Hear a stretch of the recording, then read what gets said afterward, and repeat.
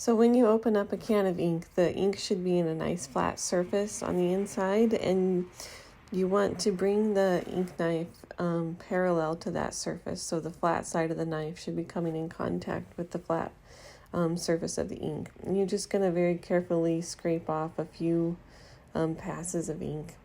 And you only need about a teaspoon or less, like you don't need very much, so just take out a very little skim of ink off the top.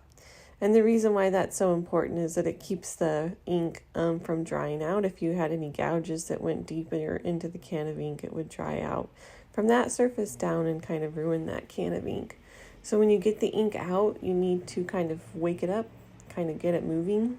So I'm just scraping that ink up and then spreading it back out. And that's just kind of warming it up and getting it ready to spread out nicely on my brayer.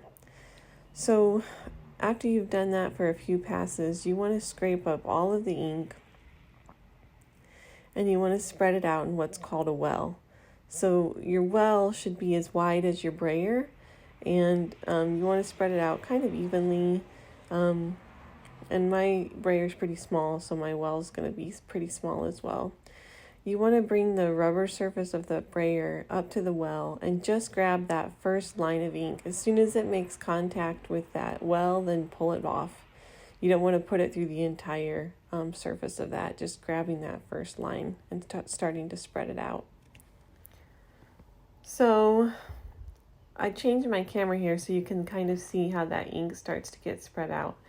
I'm bringing my brayer up to that well and I'm grabbing just the first line of ink, and then I'm lifting it back. So I'm rolling it forward and lifting it, rolling it forward and lifting.